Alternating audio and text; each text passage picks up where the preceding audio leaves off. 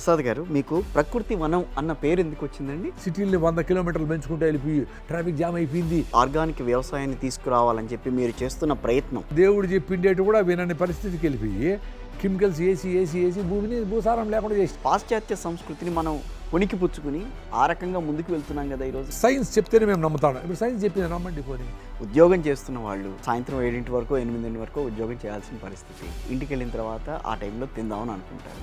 So అదే పిల్లలకి అలవాటు అవుతుంది తప్పించి వాళ్ళు ప్రత్యేకంగా అలవాటు చేసుకోవడానికి ఎక్కడ అర్జెంటు ఆటో వచ్చేసింది, నేను వేరే పెట్టేసి తినరాని బండి కొట్టి నోట్లో దూరికి నీళ్ళు తినరా ఎప్పుడు ఇట్లేని అట్ట తినిపిస్తూ ఉంటారు పిల్లలకి అందరూ. అంటే మనిషిని ఆరోగ్యంలోకి తీసుకొచ్చేది తన మైండేనంటారా? డబ్బులుంటే చాలు, డబ్బులుంటే నాకు గౌరవం ఇస్తూ ఉండరు. కానీ ప్రసాద్ గారు, మీరు రాగులు తినాలని అంటారు, కొంతమంది చిరుధాన్యాల్లో అన్నీ కూడా వాడాలని అంటారు. వాళ్ళు అన్ని సద్దాలు తినేసి పావురం బీదర పోయేస్తుంది.